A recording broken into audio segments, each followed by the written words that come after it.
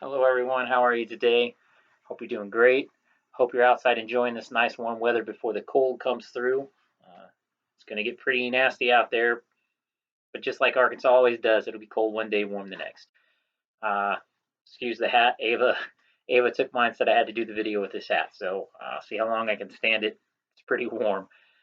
Uh, so this video is about badges and patches, sewing, ironing, where we put the badges, where we put the patches, what's the difference. It's a lot of information.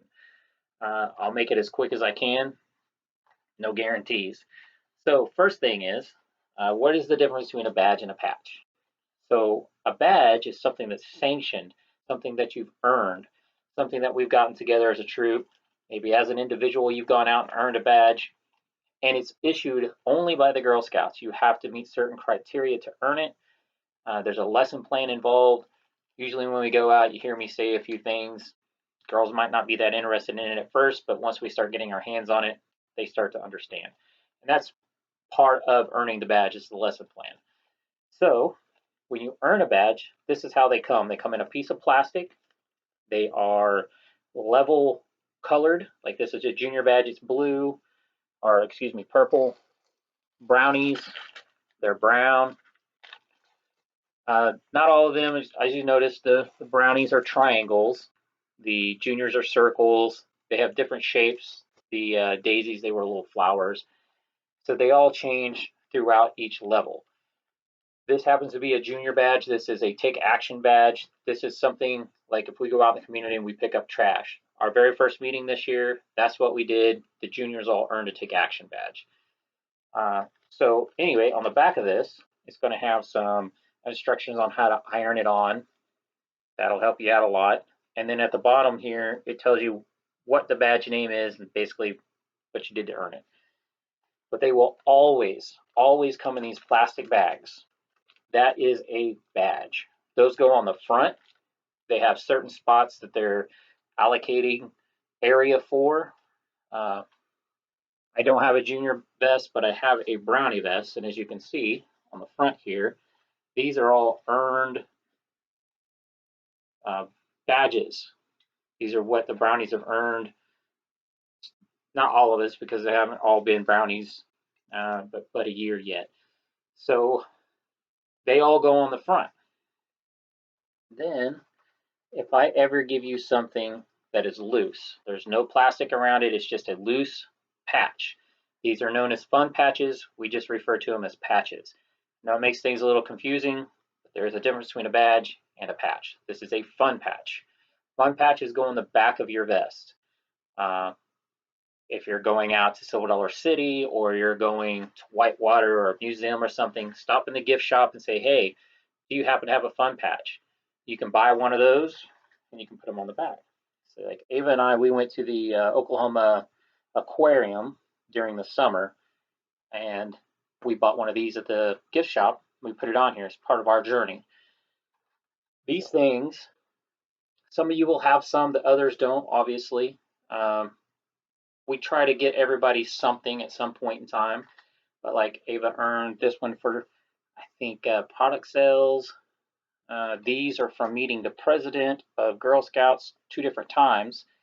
That one's kind of a rarity. You just kind of have to be in the right place at the right time, go to a camp. Quite often, Dawn will visit the camps. One of them she did visiting cookie booths last year because it was so tough.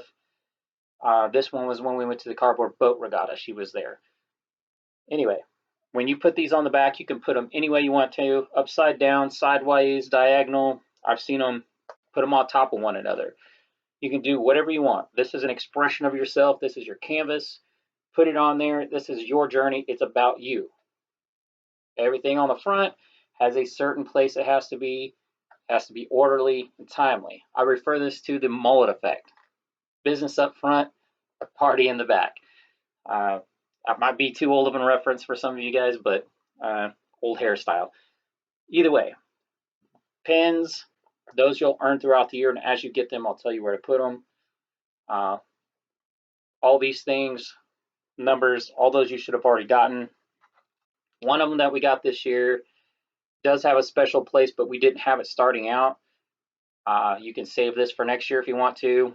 If you want, you can kind of put it off to the side, but where this is actually supposed to go is in between your numbers and your service unit logo.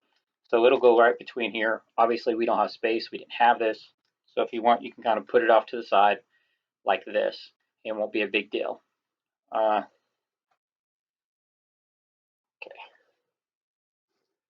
So when you get pins and badges, they all are for certain things. You'll earn those.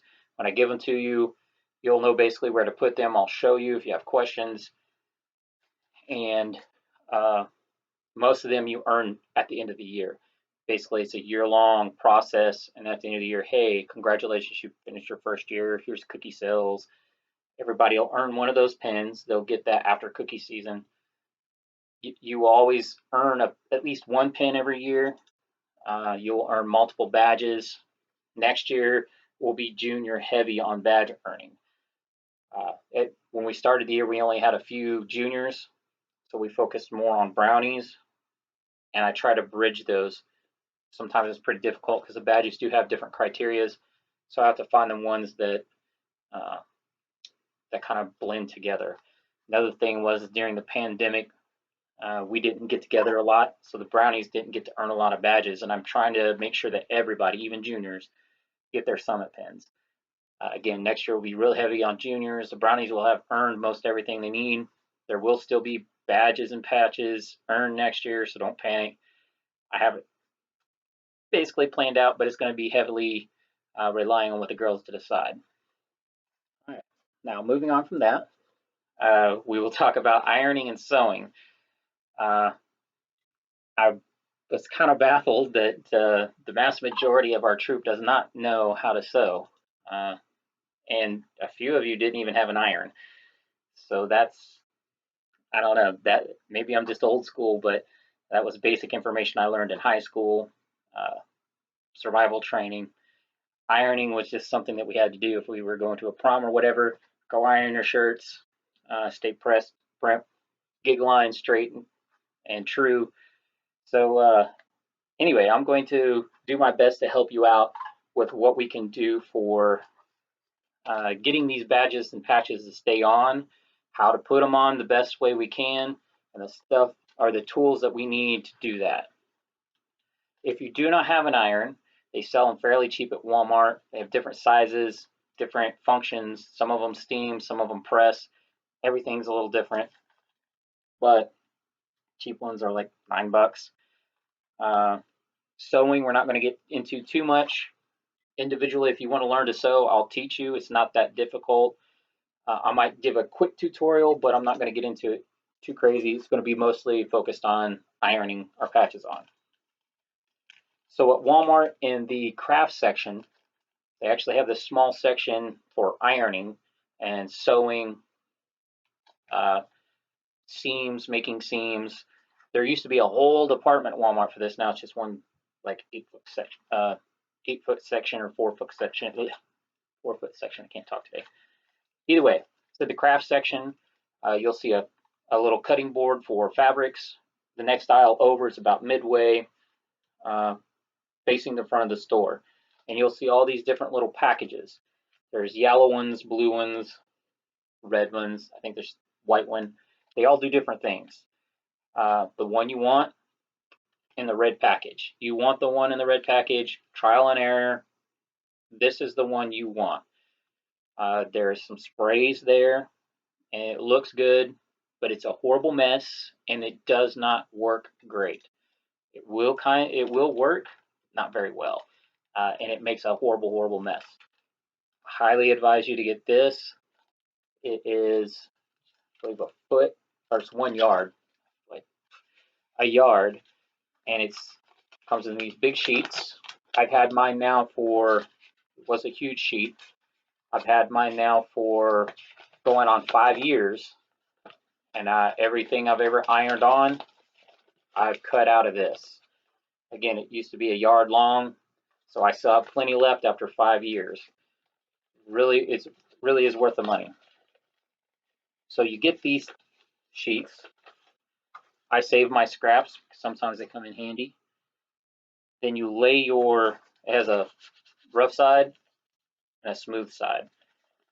So what you're going to want to do is take your, this is a badge, take your badge or your patch and put it down on the rough side. Then you're going to cut out around it. I have some, here's a fun patch that we got for Ava and I doing a recruiting event. And see how I cut it out around it. So rough side, you want to cut it, you want to make sure the patch is on the rough side, because if you cut it the other way, it's going to be backwards and it's not going to work. Anyway, you cut it out, and when you're done cutting it out, you take your iron. Make sure, again, rough side to the back side of the patch.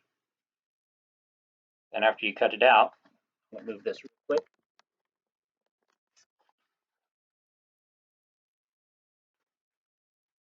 Very gently take your iron, this is already hot, and just hold one corner.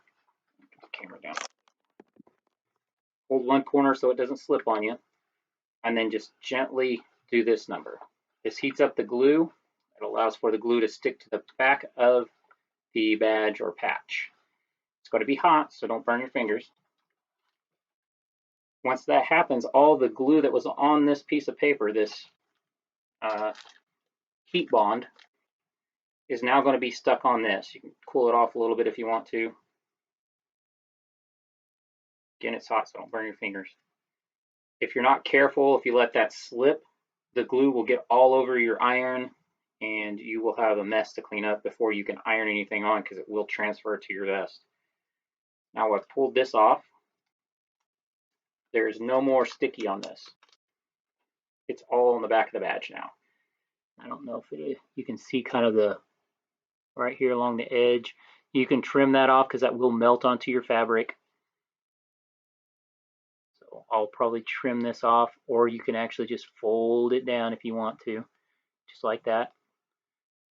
A little extra adhesive. And then the next thing you do, get this.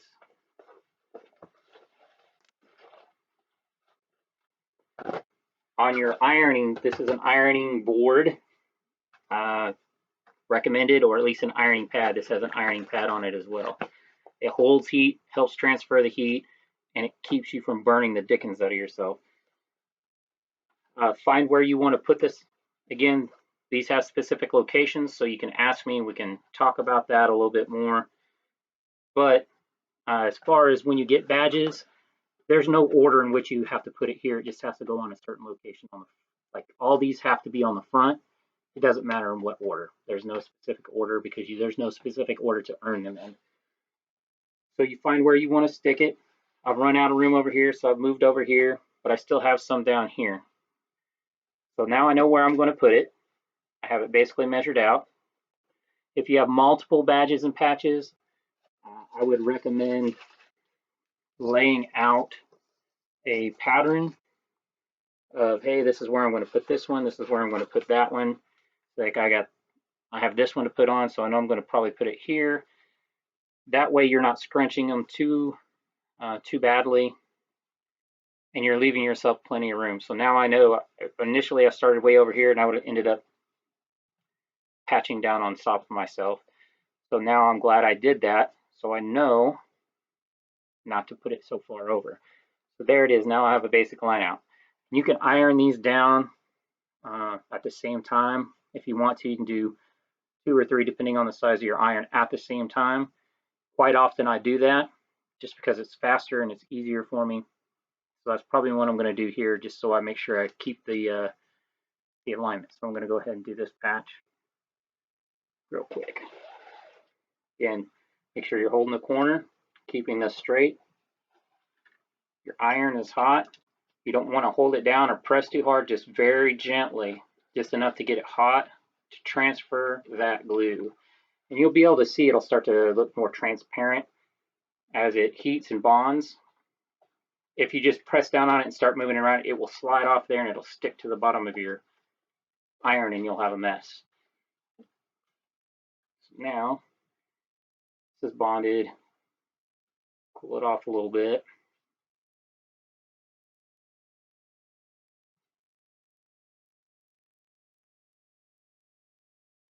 It's one of the advantages you ladies have.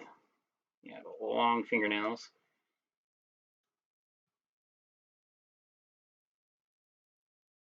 Sorry. Okay. Things, whoop, a little bit of paper got ripped off there. Fix that.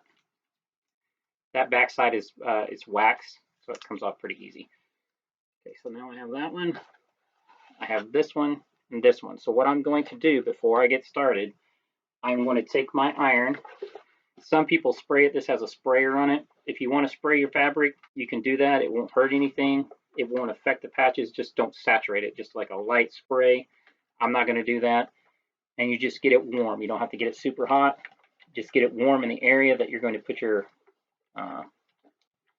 badge or patch down on. It'll be warm to the touch. And once you do that, then you take what you were going to put on there, get it into position. I've got mine down into the seam a little bit, so.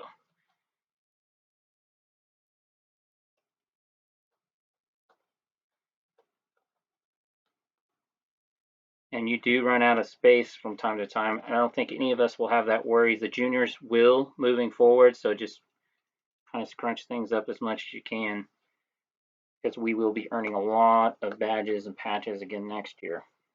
Ava's already, once I put all the fun patches she has on, she's out of room on the back, so I'm going to buy her a sash to continue fun patches with. Okay, so then once you have it in the spot you want, there's a thing called an iron cloth. You can buy these things. Basically, all it is an old towel. This is an old rag that washcloth that has seen its days. So I use this, and the reason why I use this is because it will allow for heat to transfer, and it won't burn the fabric underneath. If you just put that iron on there and press, you will burn your fabric. So an iron cloth is always good. It can be anything. Don't rub it, because you're gonna move. If you start rubbing, you'll end up moving your badges or patches around, and again, you'll have a mess. Oops.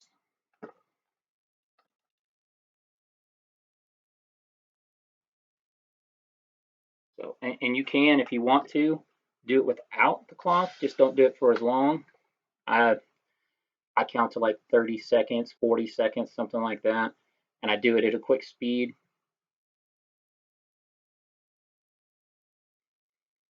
Now it's hot. It's usually bonded pretty good, but I can still move it around if I need to.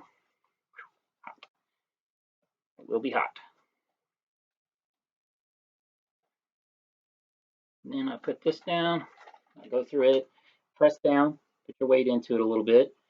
You're going to count about 40 seconds, somewhere in there. That glue will melt and it'll adhere.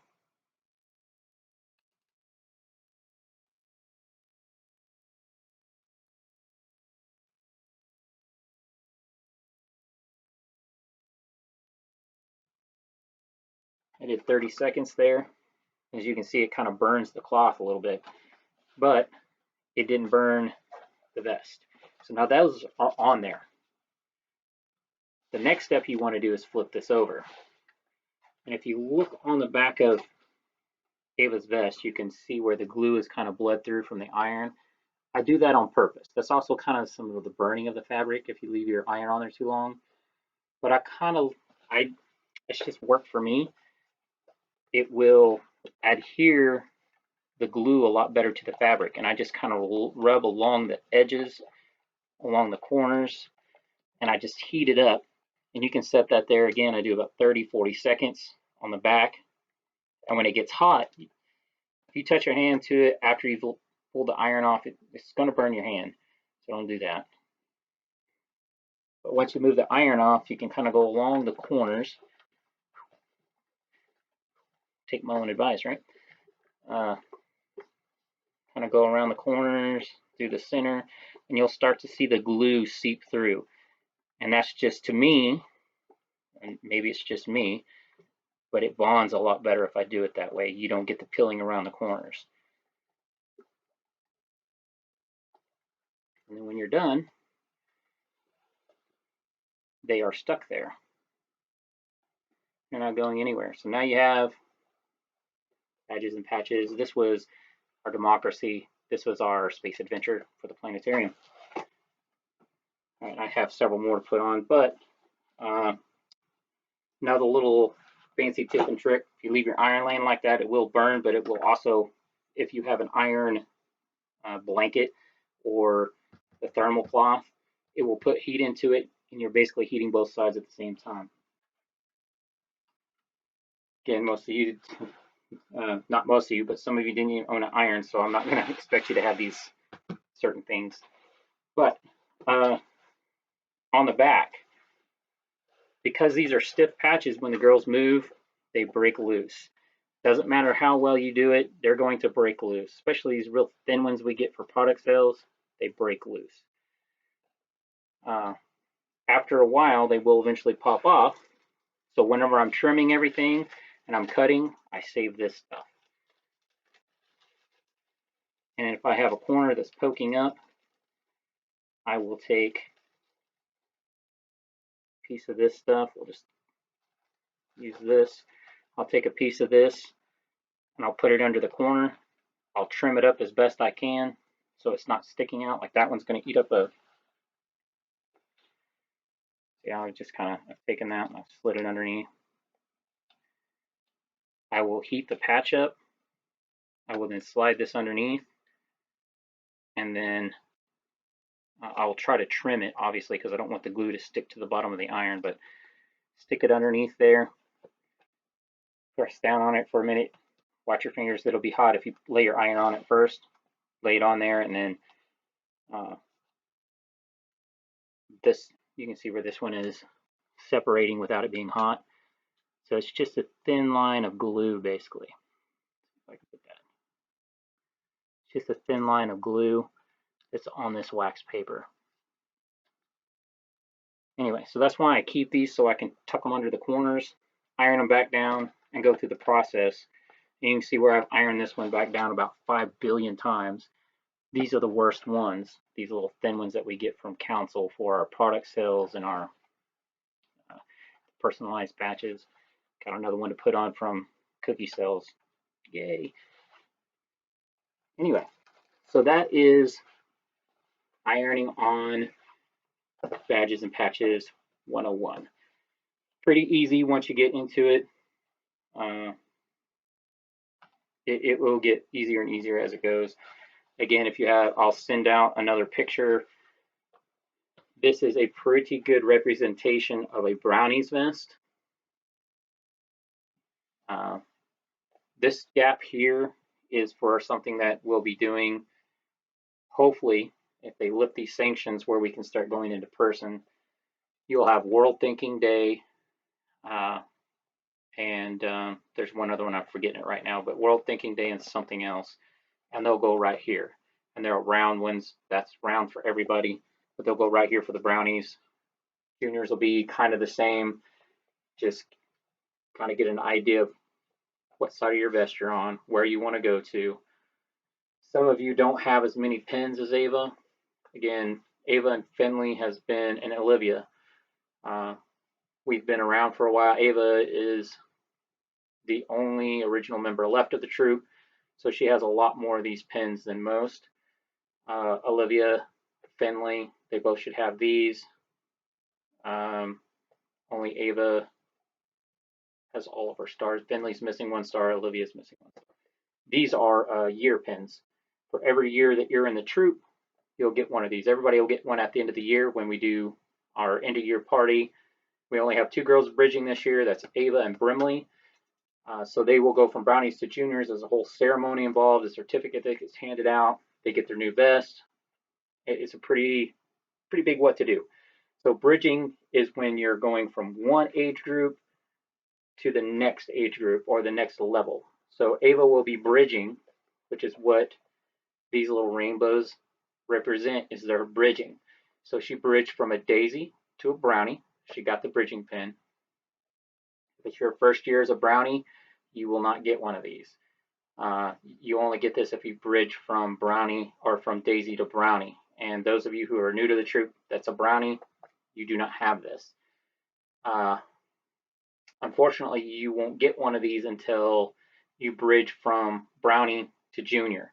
That's a bridging indication. You'll see on some of the juniors, they have them. There's a few of you that's new to the troop that have never been in Girl Scouts before that doesn't have this. That's just a recognition. Hey, I've bridged from one level to the other. But when you do, if you stick with troops, I'm hoping you do because I love every one of you. When you bridge from one level to the next, you will get a bridge pin. You will also get, because I work so hard, or I'm not going to say I because you do all the work. I just put it together for you. When we do these are journeys. We have 2 already for brownies. We'll get 1 more. It's coming soon. We'll get 1 more and we'll have 3 journeys. We'll have completed all the journeys for the brownie level. And if you complete at least 3 journeys, you get a summit pin, which means you've reached the highest level that you can in juniors. You continue to earn badges and do some journeys, but you have to do at least 3 to get the summit pin. Olivia, Finley, Ava, all 3 have these summit pins because they made it through their Daisy level. That's why it's blue. It's Daisy. Brownies will have a brown one. Finley didn't get to get hers before she bridged just because of the pandemic. It really knocked the socks off of a lot of the events that we had planned. It's unfortunate, but it happens. It's not like you have to do it to move forward. It's not like you have to, sell your soul to the company store here.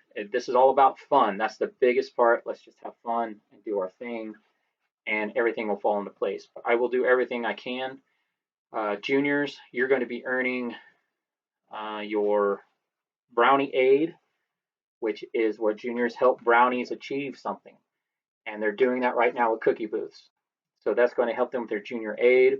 Next year, all of the juniors will be working on their bronze award. There is a lot of criteria for that, and I will share that more with you at the end of the year and the beginning of the next year, and we will discuss our game plan to earn that. Again, these things, you can come to Girl Scouts. Some people miss events and don't earn that badge. If you get with me, I will tell you what you need to do, and you can still earn it, but you'll just have to get with me, and we'll have to lay out a game plan between parents and myself so that we can get to that badge for you.